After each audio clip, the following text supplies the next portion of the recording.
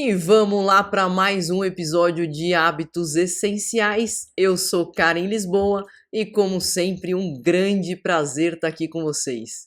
O tema do episódio de hoje é o seguinte: por que meditação é um hábito essencial? Quero muito que vocês saiam desse episódio entendendo por que se você ainda não medita, por que você deve ter esse hábito para ontem e sair munido de informação para você se sentir motivado a fazer isso.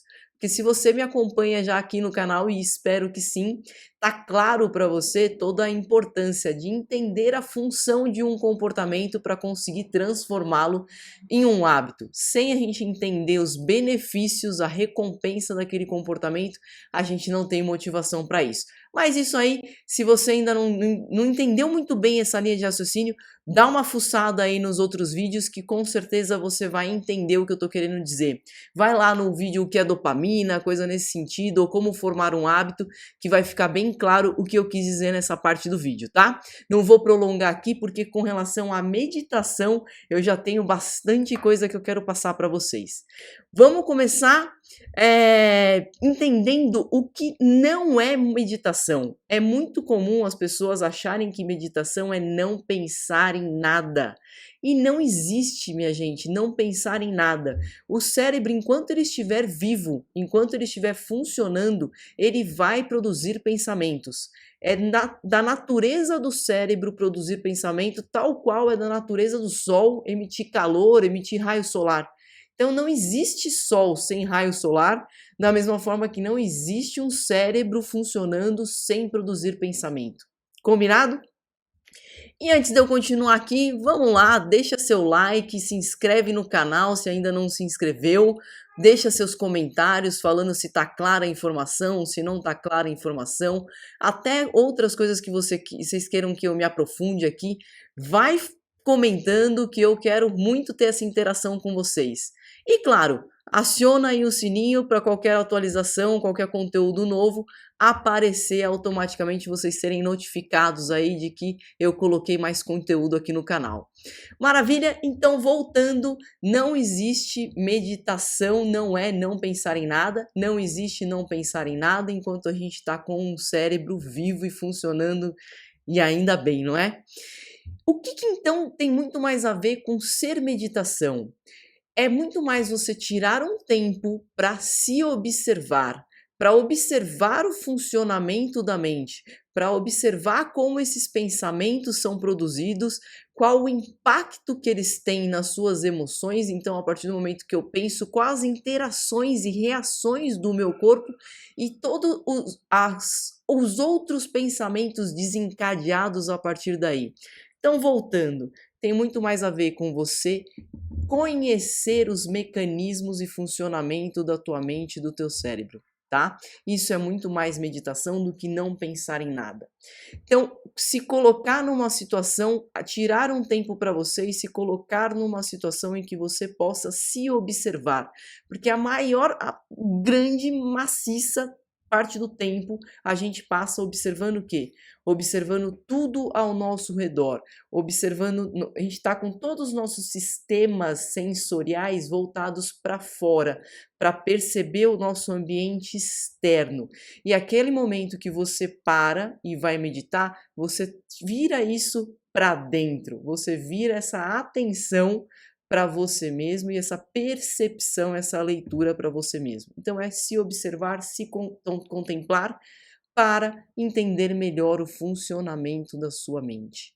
E, obviamente, entendendo melhor o funcionamento da mente, você vai saber interagir melhor com a sua própria mente. Quando você conhece melhor uma outra pessoa, você não se comunica melhor com ela, você não interage melhor com ela, você não se relaciona melhor com ela. É isso que a gente quer com a meditação com relação a si mesmo. Então você vai se comunicar melhor com você mesmo, você vai interagir melhor com você mesmo, você vai se relacionar melhor com você mesmo. Legal? Essa é uma grande sacada da meditação e vai ter total influência em como te ajudar, em como te munir, te deixar muito mais capaz de mudar qualquer outro hábito. Quando eu trago hábitos essenciais, se você já viu o do sono, você vai entender e sacar qual é a minha linha de raciocínio aqui. Quando eu falo que um hábito ele é essencial, é porque ele vai impactar em N áreas da tua vida. Da mesma forma que o sono impacta na sua vida imensamente, ou uma noite bem ou mal dormida impacta imensamente, você ter ou não o hábito de meditar também reflete em todas as áreas da sua vida, por isso é um hábito essencial que te aconselho muito, te aconselho fortemente a colocar na tua rotina se você ainda não tem, ou implantar com mais frequência se ele tá um hábito assim meio solto, meio xoxo aí no seu dia a dia. Seguindo em frente, uma ferramenta, um método. Existem vários métodos de meditação, tá, gente? Mas aqui eu vou procurar me concentrar um pouco mais no mindfulness, até conhecido como atenção plena. Até porque é onde eu tenho um pouco mais de vivência, tem muito a ver com a parte. Dalai Lama fala muito de mindfulness.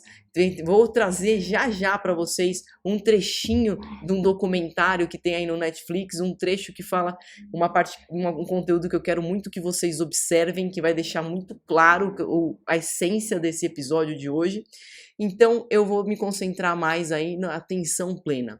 E o que quer dizer atenção plena? É você estar atento ao momento presente e sem julgamento. Isso é o conceito por detrás da atenção plena, o conceito por detrás do mindfulness. E olha, vamos decompor um pouco, olhar parte por parte disso, para deixar claro, porque é importante. Então eu quero olhar com mais cuidado. Atenção ao momento presente significa que a gente não está nem visitando o passado e nem saltando para o futuro. A gente está blindado, permanecendo no aqui e agora. Teve algum lugar que eu li, puxa, que pena que eu não anotei isso, mas se eu lembrar, eu coloco aí na descrição do vídeo. Tem algum lugar que fala, Dale Carnegie. Carnegie, ele fala num livro a respeito de preocupação, como ser uma pessoa menos preocupada, alguma coisa nesse sentido. Vou colocar no descritivo aí de qual livro que é essa citação. Ele fala que uma das melhores ferramentas para você não ser ansioso e preocupado é você conseguir se manter numa cápsula hermética do agora. Então você só avança conforme o tempo vai avançando e você está o tempo inteiro no agora. Fixe hermeticamente, fique fechado de forma que o passado não consiga entrar e nem você não consiga sair dessa cápsula para o futuro. Isso é estar no momento presente, tá? Na hora que a gente tem essa presença, essa abertura de estar no momento presente, as nossas reações são muito menos condicionadas. A gente não fica trazendo o que aconteceu lá atrás para replicar no presente. Já percebeu pessoas que parece que ela todo dia, ou talvez até contigo já tenha acontecido isso, parece que todo dia você está vivendo o mesmo dia, porque você está o tempo inteiro não permitindo essa abertura para a situação presente. Você muito provavelmente está com todos os seus processos mentais fixados ou no passado ou na projeção de medo do futuro, que é um conceito aí de ansiedade. Ansiedade tem muito a ver com esse medo, esse receio do futuro. Então, a partir do momento que a gente está no presente, a gente se livra desse tipo de preocupação, a gente se livra desse tipo de ansiedade. Não é à toa que meditar é extremamente aconselhado a pessoas que estão querendo diminuir a ansiedade, diminuir estresse, diminuir até questões de depressão, tá? E eu tava assistindo um documentário aqui, não sei se vocês viram, um documentário do Netflix chamado Missão: Como Manter a Alegria em Tempos Difíceis, que é com Dalai Lama e com Desmond Tutu, que é um bispo. Dalai Lama, talvez vocês não saibam, mas ele é como se fosse o Papa com relação ao catolicismo. O Dalai Lama é o título que se dá dentro do budismo tibetano. Ele é o Papa dentro do budismo tibetano, tá? E o Desmond Tutu é um bispo que também teria essa hierarquia muito alta aí, né? Cada um na sua... Embora o budismo seja mais filosofia do que religião, mas só para ficar mais fácil da gente conversar dentro da religião. E me chamou muito a atenção a interação do Dalai Lama com um neurocientista, de chegar para ele e falar assim: olha, vocês estudam tanto a mente de pessoas doentes, por que não estudar a mente de meditadores, de monges, e olhar como que acontece aí essas questões de compaixão, de amor e coisas nesse sentido. Então agora vou colocar um trechinho, é um trecho curto, que super vale a pena você acompanhar aqui, e vale a pena depois assistir, com certeza, aí o documentário completo, mas eu quero que você assista esse trecho para eu voltar na sequência mostrando os benefícios da meditação. Então acompanhe aí que a gente já volta. I first met His Holiness the Dalai Lama in 1992. He invited me to talk with him about the possibility of engaging in neuroscientific research with Tibetan monks, practitioners who have spent years training their mind. I began my career studying the disturbed mind. And when I met His Holiness for the first time, he challenged me in a very direct way, and he said, why can't you use the same tools of modern neuroscience that you've been using to study depression and anxiety and fear? Why can't you use those same tools to study kindness and to study compassion? When we first proposed this, most people looked at us like we were absolutely nuts. But here's the experiment. What we do is we bring people into the laboratory and we put a kind of metal plate that we strap onto a person's wrist. And through this plate, we can circulate water very, very rapidly. And we can regulate the temperature of the water. And I can tell you that this is damn hot. It feels like it's burning your skin. So we just give them one experience of this so that they know what we're talking about.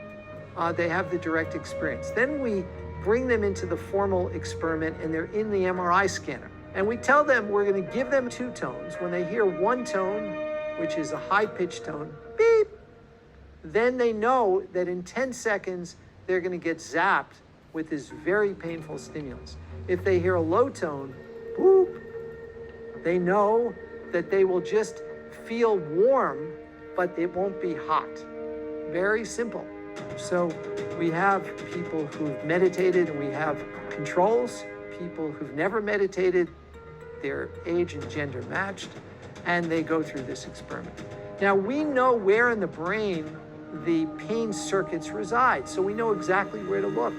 And when we look at those circuits in the non-meditating controls, the moment we present the high-pitched tone, beep, their brain responds as if it received the actual pain. So nothing's happened other than they got a tone, but their brains are responding as if they got the heat. When you do that with the meditators, they receive the tone, beep, nothing happens. There's absolutely no significant change in the pain matrix. They're flat. Then when the actual heat comes on, both groups respond.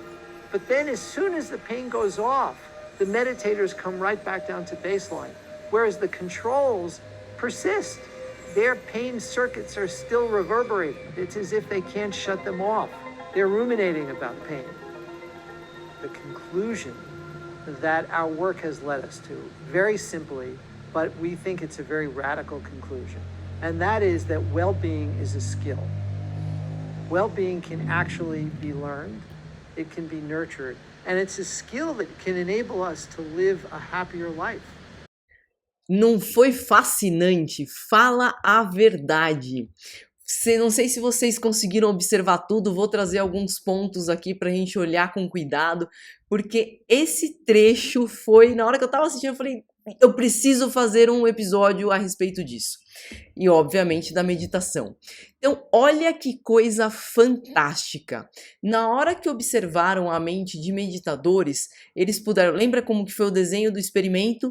Tinha uma placa que colocavam no braço para ter contato com o meditador. que passava um líquido quente, que dava a sensação de queimadura, que não chegava a queimar, obviamente, mas a sensação na pele é de que aquilo queimaria, tá? E mais, colocaram um sinal sonoro que logo após o sinal teria esse líquido passaria e o meditador teria essa sensação de queimadura. Quando a pessoa ela já tem a prática de meditação, ela não reage ao sinal sonoro. Ela não fica antevendo o que vai acontecer, projetando, na verdade, antecipando o sofrimento. Porque, gente, ela se mantém no momento presente. Ela consegue ter esse controle atencional, controle dos seus sistemas atencionais, para que não fique puxando e a mente jogando e pulando para tudo quanto é lado. Ela consegue ter muito mais controle da mente. Com isso, ela se torna uma pessoa muito menos impulsiva e é bacana porque isso não é uma... É visível, é possível analisar partes do cérebro dos meditadores que estão mais ativas por conta deles terem trabalhado através da meditação.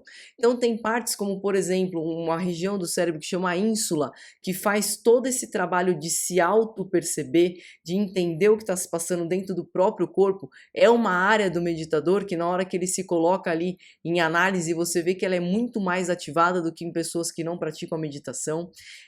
Mesmo a conversa entre o sistema emocional, vamos colocar assim, só para ficar simples, que é o sistema límbico, e uma região do cérebro de ponderar mais as coisas, que é o córtex pré-frontal.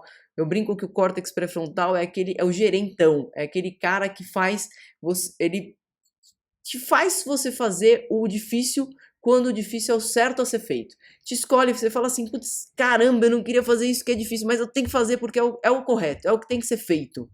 Esse é o córtex pré-frontal. Então, essas áreas se comunicam muito melhor em meditadores. Como consequência, o gerenciamento de emoções ele é muito mais efetivo. Por isso que um meditador, ele não fica sofrendo por antecipação, vai vir o desconforto da água quente, da sensação de queimadura. E mais, então ele não sofre antes do tempo, ele não sofre tanto no durante e ele volta aos padrões normais muito mais rápido. Vou repetir, porque isso é muito sensacional. Eu quero que vocês realmente alcancem isso. Olha isso. Uma pessoa que não medita, ela entende como desconforto muito mais coisas do que um meditador entende como desconforto. Ela começa a sofrer esse desconforto muito antes do desconforto acontecer. Quando o desconforto acontece, ela reage de uma forma muito mais intensa, muito mais agressiva, e ela demora muito mais para voltar à situação normal. Na hora que a gente pega um cérebro acostumado a agir dessa forma, a reagir dessa forma, melhor dizendo, ele vai ficando cada vez melhor em ser assim. Então, vai enxergando os desconfortos como desconfortos cada vez maiores, vai reagindo cada vez mais a eles e vai tendo cada vez mais dificuldade em retomar. Isso faz com que sua pressão arterial fique cada vez mais alterada, suas respostas de liberação de cortisol fique cada vez mais alterado, adrenalina, enfim, todas as respostas, batimento cardíaco. Gente, vocês conseguem ver que todas as respostas fisiológicas a um desconforto, elas ficam exacerbadas, enquanto que no meditador, ele sabia que ia vir um desconforto, mas aquilo o incomodava muito menos. Ele é muito menos reativo e muito mais resiliente. E num mundo que a gente vive hoje de estímulos mil, o que vocês acham de ser menos reativo a tanto estímulo? Será que não é uma excelente ferramenta? Gente, eu espero que vocês concluam junto comigo que sim, e eu espero que vocês queiram meditar para ontem, porque é muito ruim viver de uma forma que tudo é desconfortável e que o desconforto é muito grande e que é muito difícil sair do desconforto. A gente entra num cenário crônico de liberação de cortisol. A gente entra num cenário crônico de estresse. E liberação de cortisol e estresse o tempo inteiro detona a nossa saúde, detona a nossa vitalidade e detona inclusive a nossa felicidade, porque se tudo que a gente vê à nossa frente é desconforto, é ruim, é pesado e é difícil, é muito complicado manter nosso estado de felicidade, nosso estado de motivação, inclusive, para levar a vida. A vida ela vai ficando muito pesada, a vida vai ficando muito difícil e vai desencadeando N quadros aí que vocês já podem imaginar de ansiedade, de depressão, de estresse crônico, tudo isso vai vindo junto, tá? Uma outra coisa, quando a gente consegue não ser tão reativo, tem muito a ver com ter, através da meditação, desenvolvido os nossos controles atencionais. E nesse momento, se você ainda não viu o vídeo Por que controle atencional tem a ver com hábito, vai lá, dá uma olhada, que lá eu vou detalhar melhor o que é o sistema atencional. Dá uma olhada no vídeo sobre o sistema atencional, que ele vai estar um pouco mais detalhado. Mas o que é bacana? A gente consegue, através da meditação, colocar o foco, determinar o foco. É muito comum na meditação ter o foco na respiração. Você usa alguma coisa como apoio do sistema atencional. Então eu quero que fique prestando atenção, a gente se determina a prestar atenção na respiração. Ou num objeto, uma vela é muito comum. Colocar uma vela na frente, ficar observando o flamejar da vela. Um outro passo também é, além de observar o flamejar da vela, na hora que a gente consegue fixar muito bem essa imagem da chama da vela na nossa cabeça, fechar os olhos e tentar sustentar. Na hora que a gente sustenta na nossa tela mental, a gente está sendo capaz de produzir na nossa tela mental cenários muito vivos. E ter a capacidade de criar cenários na nossa mente é uma ferramenta maravilhosa para a gente conseguir manter a motivação em algo que vai demorar para a gente alcançar. Quando existe uma recompensa tardia, como por exemplo, eu tenho que estudar para um concurso público. Gente, isso pode demorar anos estudando e nem é garantido que você vai conseguir, mas criar esse cenário de como você vai se sentir a partir do momento que você conquistar esse cargo e ter esse cenário sustentado na sua cabeça é fundamental para manter a motivação. Olha que show isso! Outro, sustentar a atenção. Então, voltando nessa questão de você dirigir o foco para alguma coisa e manter o foco ali, que é totalmente trabalhado durante a meditação. Como eu disse anteriormente, você pode colocar o foco na respiração, você pode colocar o foco num objeto, você pode colocar o foco numa sensação. Eu vou reparar como que está o meu desconforto nas costas. E pode ser até uma sensação desconfortável, porque na hora que você olha para ele, você dá atenção a isso, a tendência é que isso vá se desmanchando, esse desconforto ele não fique tão maciço, ele não tenha tanta... ele se dissolva. Você percebe que ele não é tão real, que ele não é tão material. E ele não é realmente. Então, olhar para essas coisas, conseguir colocar o foco ali e sustentar, faz com que você se torne, você trabalha isso na meditação, você desenvolve essa habilidade através da meditação e isso extravasa para todas as áreas da sua vida. Imagina que você precisa fazer um relatório. Só que você está ali parado, eu preciso fazer um relatório. Então você determinou onde você quer colocar seu foco atencional. Só que tem cachorro latindo, tem telefone tocando, tem seu celular ali apitando notificação, tem N coisas acontecendo ao redor que fica puxando, concorrendo a sua atenção e você não consegue terminar o relatório. Isso te dá uma sensação de baixa autoeficácia. Quando a gente se sente pouco eficaz diante das coisas, a tendência é que tudo se torne mais difícil, porque a gente não se sente capaz de fazer aquilo. Então, a meditação é uma ferramenta excelente para melhorar a nossa percepção de autoeficácia. Vai ser uma consequência de trabalhar a habilidade de controle atencional, você se sentir mais autoeficaz. Na hora que você trabalha o controle atencional pela meditação, você também tem mais controle das suas emoções. Foi visto muito isso no documentário. Os monges, a emoção de medo, que foi o que estava detectado. A partir do momento que a gente sabe que vai acontecer algo doloroso, automaticamente o que desperta na gente é medo. Medo, às vezes um pouquinho um misto de raiva também pode acontecer, mas essa emoção, ela estava muito mais controlada. Na hora que você consegue ter mais controle das suas emoções, você consegue melhorar seus relacionamentos, tanto profissionais quanto relacionamentos pessoais. Isso também te dá muito mais percepção de autoeficácia. Você se sentindo mais eficaz diante da vida, as coisas ficam muito mais fáceis de serem feitas, você tem muito mais motivação de encarar novos desafios, porque agora você se sente capaz de encarar esses novos desafios. Uma parte que é muito bacana de perceber é que a região que controla os nossos impulsos, que é o córtex pré-frontal, e a região que está ali produzindo as nossas emoções, vamos colocar como sistema límbico, elas estão se conversando melhor. Então isso está existindo uma comunicação melhor entre partes do teu cérebro, o que te proporciona manejar, lidar, ser mais capaz de manejar todas as suas emoções. E espero que tenha ficado claro aí os grandes benefícios da meditação e por que é um baita hábito essencial. Obrigada por acompanhar o episódio até o fim e até o próximo Hábitos Essenciais.